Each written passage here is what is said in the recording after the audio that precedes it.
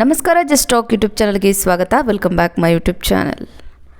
ಕನ್ನಡ ಸಿನಿಮಾಗಳನ್ನು ಕನ್ನಡದ ನಟ ನಟಿಯರು ಸಿನಿಮಾ ಮಾಡೋದರ ಜೊತೆಗೆ ಸಿನಿಮಾ ಪ್ರಮೋಷನ್ ವೇಳೆ ಬಂದು ಸಿನಿಮಾ ನೋಡಿ ಅನ್ನೋ ರೀತಿ ಆಗೋಗ್ಬಿಟ್ಟಿದೆ. ನಮ್ಮ ಕನ್ನಡದವರು ನಾವೇ ಕನ್ನಡದವರಾಗಿ ನಮ್ಮ ಭಾಷೆಯ ಸಿನಿಮಾಗಳನ್ನ ಬೆಳೆಸ್ತಾ ಇಲ್ಲ, ಹಾಗೆ ನಮ್ಮ ಭಾಷೆಯ ಸಿನಿಮಾಗಳನ್ನು ನೋಡೋದು ಕಡಿಮೆ ಆಗ್ತಾ ಇದೆ ಅನ್ನೋದನ್ನು ಮೊದಲನೇದಾಗಿ ಆ ಒಂದು ಮಾತನ್ನು ಹೇಳೋಕ್ಕೆ ತುಂಬ ಸಣ್ಣ ಒಂದು ನೋವಾಗತ್ತೆ. ಇತ್ತೀಚೆಗೆ ಸ್ಯಾಂಡಲ್ವುಡ್ನ ಡಿಂಪಲ್ ಕ್ವೀನ್ ರಚಿತಾ ರಾಮ್ ಅವರು ತಮ್ಮ ಮುಂಬರುವ ಸಿನಿಮಾ ಪ್ರಚಾರದ ವೇಳೆ ಮೂವಿ ಪ್ರಮೋಷನ್ ವೇಳೆ ನೀಡಿದ ಒಂದು ಹೇಳಿಕೆ ಈಗ ಸೋಷಿಯಲ್ ಮೀಡಿಯಾದಲ್ಲಿ ಸಖತ್ ವೈರಲ್ ಆಗ್ತಾ ಇದೆ, ಜೊತೆಗೆ ದೊಡ್ಡ ಚರ್ಚೆಗೂ ಕೂಡ ಗ್ರಾಸವಾಗ್ತಾ ಇದೆ. ಒಳ್ಳೆ ಕಂಟೆಂಟ್ ಇದೆ ಅಲ್ವಾ, ಬಂದು ಸಿನಿಮಾ ನೋಡಬೇಕಲ್ವಾ, ನೋಡಿ ಸಿನಿಮಾನ, ಕನ್ನಡ ಸಿನಿಮಾನೂ ನೋಡಿ ಜೊತೆಗೆ ಬೇರೆ ಭಾಷೆ ಸಿನಿಮಾನೂ ಕೂಡ ನೋಡಿ ಅಂತ ಡಿಂಪಲ್ ಕ್ವೀನ್ ಖಾರವಾಗಿಯೇ ಮಾತಾಡಿದ್ದಾರೆ. ಅಷ್ಟಕ್ಕೂ ರಚಿತಾ ರಾಮ್ ಹೀಗೆ ಹೇಳಿದ್ದೇಕೆ, ಅದರ ಹಿನ್ನೆಲೆ ಏನು, ಬನ್ನಿ ಈ ಒಂದು ವಿಡಿಯೋದಲ್ಲಿ ಸಂಪೂರ್ಣವಾಗಿ ಇದರ ಬಗ್ಗೆ ಒಂದು ಮಾಹಿತಿಯನ್ನು ತಿಳ್ಕೊಳ್ಳೋಣ. ಸಿನಿಮಾ ಪ್ರಮೋಷನ್ ವೇಳೆ ಒಬ್ಬ ವ್ಯಕ್ತಿ ಸಂಪೂರ್ಣವಾದ ಒಂದಿಷ್ಟು ಕಾರ್ಯಗಳನ್ನು ಮಾಡಿ ಸಂಪೂರ್ಣವಾದಂತಹ ಒಂದು ಎಫರ್ಟನ್ನು ಹಾಕಿ ಆ ಎಫರ್ಟ್ಗೆ ಪ್ರತಿಫಲ ಕೇಳೋದ್ರಲ್ಲಿ ತಪ್ಪೇನಿಲ್ಲ ಅಂತ ನನಗನ್ಸುತ್ತೆ. ರಚಿತಾ ರಾಮ್ ಅವರು ಕೂಡ ಮಾಡಿರೋದು ಅದನ್ನೇ. ನಾನು ಒಳ್ಳೆ ಕಂಟೆಂಟ್ ಸಿನಿಮಾವನ್ನು ಕೊಟ್ಟಿದ್ದೀವಿ, ಯಾಕೆ ಸಿನಿಮಾನ ಬಂದು ನೋಡಲ್ಲ, ಬಂದು ನೋಡಿ ಕನ್ನಡ ಸಿನಿಮಾ ಜೊತೆಗೆ ಬೇರೆ ಎಲ್ಲ ಭಾಷೆಗಳ ಸಿನಿಮಾನೂ ನೋಡಿ ಕನ್ನಡದವರನ್ನು ಬೆಳೆಸಿ. 10 ವರ್ಷ ಇರ್ತೀವೋ ನಾವು, 20 ವರ್ಷ ಇರ್ತೀವೋ ಗೊತ್ತಿಲ್ಲ, ನಿಮ್ಮ ಪ್ರೋತ್ಸಾಹ ನೀಡಿ ಅಂತ ಒಂದು ರಿಕ್ವೆಸ್ಟನ್ನು, ಒಂದು ಮನವಿಯನ್ನು ಮಾಡಿಕೊಳ್ತಾರೆ. ಒಂದು 100% ಎಫರ್ಟ್ ಹಾಕಿ ಒಂದು ಸಿನಿಮಾವನ್ನು ಮಾಡಿ ಆ ಒಂದು ಎಫರ್ಟ್ಗೆ ತಕ್ಕ ಪ್ರತಿಫಲ ಕೇಳೋದ್ರಲ್ಲಿ ಯಾವುದೇ ತಪ್ಪಿಲ್ಲ ಅಂತ ನನಗನ್ಸುತ್ತೆ. ನಟಿ ರಚಿತಾ ರಾಮ್ ಅವರು ಕನ್ನಡ ಚಿತ್ರರಂಗ ಹಾಗೂ ಪ್ರೇಕ್ಷಕರ ಬೆಂಬಲದ ಬಗ್ಗೆ ಮುಕ್ತವಾಗಿ ಮಾತನಾಡಿದ್ದಾರೆ. ಮಂದಿರದೊಳಗೆ ಪ್ರೇಕ್ಷಕರು ಬರುವ ಸಂಖ್ಯೆ ಕಡಿಮೆ ಆಗ್ತಿರುವ ಬಗ್ಗೆ ತಮ್ಮ ಅಸಮಾಧಾನ ಮತ್ತು ಕಳಕಳಿಯನ್ನು ವ್ಯಕ್ತಪಡಿಸಿದ್ದಾರೆ. ಹಾಗಾದರೆ ಅವರು ನಿಜವಾಗಿಯೂ ಹೇಳಿದ್ದೇನು ಅನ್ನೋದನ್ನು ಸಂಪೂರ್ಣವಾಗಿ ಈ ಒಂದು ವಿಡಿಯೋದಲ್ಲಿ ಹೇಳ್ತೇನೆ. ಒಂದಿಷ್ಟು ಪ್ರಮುಖ ಅಂಶಗಳನ್ನು ನೋಡೋಕೆ ಹೋದರೆ, ಒಳ್ಳೆಯ ಕಂಟೆಂಟ್ ಇದ್ದರೂ ಬೆಂಬಲ ಕೊಡ್ತಾ ಇಲ್ಲ ಅನ್ನೋ ಒಂದು ಪಾಯಿಂಟ್ ಹಿಡ್ಕೊಂಡ್ರೆ, ಇತ್ತೀಚೆಗೆ ಕನ್ನಡದಲ್ಲಿ ಅದ್ಭುತ ಕಥಾಹಂದರವಿರುವ ಒಳ್ಳೆಯ ಕಂಟೆಂಟ್ ಇರುವ ಸಿನಿಮಾಗಳು ಬರ್ತಿವೆ. ಆದರೆ ಥಿಯೇಟರ್ಗೆ ಬಂದು ಸಿನಿಮಾ ನೋಡುವವರ ಸಂಖ್ಯೆ ಯಾಕೆ ಕಡಿಮೆ ಆಗ್ತಾ ಇದೆ ಎಂದು ಪ್ರಶ್ನೆ ಮಾಡಿದ್ದಾರೆ. ಭಾಷಾ ಸೌಹಾರ್ದತೆ ಮತ್ತು ಪ್ರಾದೇಶಿಕ ಬೆಂಬಲ. ನಾವು ಬೇರೆ ಭಾಷೆಯ ಸಿನಿಮಾಗಳನ್ನು ನೋಡಬಾರ್ದು ಎಂದು ಹೇಳ್ತಿಲ್ಲ. ಬೇರೆ ಭಾಷೆಯ ಸಿನಿಮಾಗಳನ್ನು ನೋಡಿ ಅದರ ಮೊದಲು ನಮ್ಮ ಕನ್ನಡ ಸಿನಿಮಾಗಳಿಗೆ ಮೊದಲ ಆದ್ಯತೆ ನೀಡಿ. ಹೌದು, ಕನ್ನಡದವರಾಗಿ ಕನ್ನಡಕ್ಕೆ ಮೊದಲ ಆದ್ಯತೆ ಇರಬೇಕು, ಕನ್ನಡ ಸಿನಿಮಾಗೆ ಮೊದಲ ಆದ್ಯತೆ ಇರಬೇಕು ಅನ್ನೋದರಲ್ಲಿ ಯಾವುದೇ ತಪ್ಪಿಲ್ಲ. ಒಂದು ಸಿನಿಮಾದ ಹಿಂದೆ ನೂರಾರು ಕುಟುಂಬಗಳ ಶ್ರಮ ಮತ್ತು ಶ್ರಮಿಕರ ಬೆವರಿರುತ್ತೆ. ಪ್ರೇಕ್ಷಕರು ಥಿಯೇಟರ್ಗೆ ಬಂದರೆ ಮಾತ್ರ ಚಿತ್ರರಂಗ ಬೆಳವಣಿಗೆ ಹೊಂದಲು ಸಾಧ್ಯ ಎಂದು ಮನವಿ ಮಾಡಿಕೊಂಡಿದ್ದಾರೆ.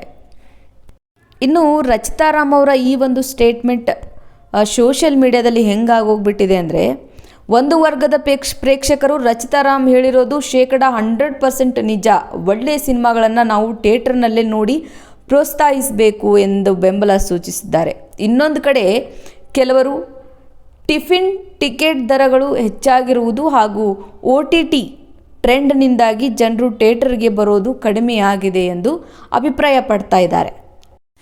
ಚಿತ್ರರಂಗದಲ್ಲಿ ಕನ್ನಡ ಸಿನಿಮಾಗಳಿಗೆ ಆರಂಭಿಕ ದಿನಗಳಲ್ಲಿ ಪ್ರೇಕ್ಷಕರ ಕೊರತೆ ಎದುರಾಗ್ತಿರುವ ಸಂದರ್ಭದಲ್ಲಿ ಮಾಧ್ಯಮಗಳ ಗೋಷ್ಠಿ ಹಾಗೂ ಪ್ರಚಾರ ಸಭೆಗಳಲ್ಲಿ ರಚಿತಾ ರಾಮ್ ಅವರು ಈ ವಿಷಯವನ್ನು ಪ್ರಸ್ತಾಪಿಸಿದರು. ಇತ್ತೀಚಿನ ದಿನಗಳಲ್ಲಿ ಸಣ್ಣ ಹಾಗೂ ಮಧ್ಯಮ ಬಜೆಟ್ನ ಉತ್ತಮ ಕಂಟೆಂಟ್ ಇರುವ ಸಿನಿಮಾಗಳು ಬಿಡುಗಡೆಯಾದರೂ ಜನ ಥಿಯೇಟರ್ಗೆ ಬರುವುದು ಕಡಿಮೆಯಾಗಿದೆ ಎಂಬ ಕಳಕಳಿ ಅವರಲ್ಲಿ ಆ ಒಂದು ಮಾತಿನಲ್ಲಿ ನಮಗೆ ಸ್ಪಷ್ಟವಾಗಿ ಗೊತ್ತಾಗತ್ತೆ. ಇನ್ನು ಚಿತ್ರರಂಗದವರು ಮತ್ತು ಪ್ರೇಕ್ಷಕರು ಅಂತ 2 ವರ್ಗ ಮಾಡಿಕೊಂಡ್ರೆ, ಅನೇಕ ನಟ ನಟಿಯರು ಹಾಗೂ ನಿರ್ದೇಶಕರು ರಚಿತಾ ರಾಮ್ ಅವರ ಹೇಳಿಕೆಯನ್ನು ಬೆಂಬಲಿಸಿ ಕನ್ನಡ ಚಿತ್ರರಂಗ ಉಳಿಬೇಕಾದರೆ ಪ್ರೇಕ್ಷಕರ ಬೆಂಬಲ ಅಗತ್ಯ ಎಂದು ದನಿಗೂಡಿಸಿದರೆ, ಇನ್ನು ಪ್ರೇಕ್ಷಕರ ವಾದ ಏನಪ್ಪ ಅಂದರೆ, ಒಳ್ಳೆಯ ಸಿನಿಮಾಗಳನ್ನು ನಾವು ಖಂಡಿತ ಬೆಂಬಲಿಸ್ತೇವೆ, ಆದರೆ ಟಿಕೆಟ್ ದರ ಮಲ್ಟಿಪ್ಲೆಕ್ಸ್ ದರಗಳು ಮತ್ತು ಕಂಟೆಂಟ್ಗಳಲ್ಲಿ ಗುಣಮಟ್ಟವು ಸ್ವಲ್ಪ ಕಡಿಮೆ ಎಂದು ಕೆಲ ಪ್ರೇಕ್ಷಕರು ಸೋಷಿಯಲ್ ಮೀಡಿಯಾದಲ್ಲಿ ಚರ್ಚಿಸ್ತಾ ಇದ್ದಾರೆ. ಇನ್ನು OTT ಪ್ರಭಾವ ನೋಡೋದಾದರೆ, ಸಿನಿಮಾ ಥಿಯೇಟರ್ನಲ್ಲಿ ಬಿಡುಗಡೆಯಾದ ಕೆಲವೇ ವಾರಗಳಲ್ಲಿ OTTಗೆ ಬರುವುದರಿಂದ ಜನರು ಥಿಯೇಟರ್ಗೆ ಬರಲು ಹಿಂಜರಿತಾ ಇದ್ದಾರೆ ಎಂಬ ಪಾಯಿಂಟ್ ಕೂಡ ಚರ್ಚೆಗೆ ಬಂತು. ಇನ್ನು ಉತ್ತಮ ಕಂಟೆಂಟ್ಗಳಿಗೆ, ಒಂದಿಷ್ಟು ಒಳ್ಳೆಯ ಸಿನಿಮಾಗಳಿಗೆ ಜನರು ಬ್ಲಾಕ್ ಬಸ್ಟರ್ ಸಿನಿಮಾಗಳನ್ನು ಎಷ್ಟು ಮೆರೆಸಿದ್ದಾರೆ ಅನ್ನೋದಕ್ಕೆ ಹಲವಾರು ಸಿನಿಮಾಗಳು ಕೂಡ ಸಾಕ್ಷಿ ಇದೆ. KGF ಇರ್ಬೋದು, KGF 1, 2 ಇರ್ಬೋದು, ಕಾಂತಾರ ಇರ್ಬೋದು, ಚಾರ್ಲಿ ಇರ್ಬೋದು, ವಿಕ್ರಾಂತ್ ರೋಣ ಇರ್ಬೋದು, ದರ್ಶನ್ ಅವರ ಕಾಟೇರ ಸಿನಿಮಾ ಇರಬಹುದು.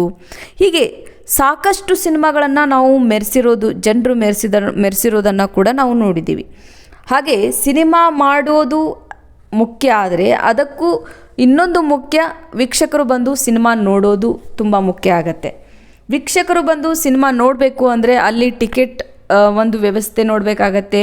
ಹಾಗೆಯೇ ನಾವು ಏನು ಕೊರತೆ ಇದೆ, ಏನು ಪ್ರಾಬ್ಲಮ್ಸ್ ಇದೆ ಅನ್ನೋದನ್ನು ಕೂಡ ನಾವು ನೋಡಬೇಕಾಗತ್ತೆ. ಇನ್ನು ಇಂದಿನ ಸಂದರ್ಭಕ್ಕೆ ಬಂದರೆ, ರಚಿತಾ ರಾಮ್ ಅವರ ಹೇಳಿಕೆ ಮತ್ತು ಪ್ರಸ್ತುತ ಚಿತ್ರರಂಗದ ಪರಿಸ್ಥಿತಿಯನ್ನು ಹೋಲಿಸಿ ನೋಡಿದ್ರೆ ಕೆಲವು ಮುಖ್ಯ ಅಂಶಗಳನ್ನು ಸ್ಪಷ್ಟವಾಗತ್ವೆ. ಅವೇನಪ್ಪ ಅಂದರೆ, ಇನ್ನು ಪ್ರೇಕ್ಷಕರು KGF ಅಥವಾ ಕಾಂತಾರದಂತಹ ಸಿನಿಮಾಗಳಿಗೆ ನೀಡಿದ ರೆಸ್ಪಾನ್ಸ್ ನೋಡಿದರೆ ಕನ್ನಡಿಗರು ಸಿನಿಮಾಗಳನ್ನು ಗೆಲ್ಲಿಸಲು ಸದಾ ಸಿದ್ಧರಾಗಿರ್ತಾರೆ ಅನ್ನೋದನ್ನು ಇಲ್ಲಿ ನಾವು ನೋಡಬಹುದು. ಆದರೆ ರಚಿತಾ ರಾಮ್ ಅವರು ಹೇಳಿದ್ದು ಸಣ್ಣ ಮತ್ತು ಮಧ್ಯಮ ಕ್ರಮಾಂಕದ ಸಿನಿಮಾಗಳ ಬಗ್ಗೆ. ಕಾಂತಾರದಂತಹ ಸಿನಿಮಾವು ಆರಂಭದ 2 ದಿನ ಸಾಮಾನ್ಯ ಗಳಿಕೆ ಕಂಡ ನಂತರ ವರ್ಡ್ ಆಫ್ ಮೌತ್, ಜನರ ಬಾಯಿಂದ ಬಾಯಿಗೆ ಹರಡಿ ಮೆಚ್ಚುಗೆ ಮೂಲಕ ಬ್ಲಾಕ್ ಬಸ್ಟರ್ ಸಿನಿಮಾ ಆಯಿತು. ಇತ್ತೀಚೆಗೆ ಹಲವು ಒಳ್ಳೆ ಸಿನಿಮಾಗಳಿಗೆ ಆ ಸಮಯ ಸಿಗ್ತಾ ಇಲ್ಲ.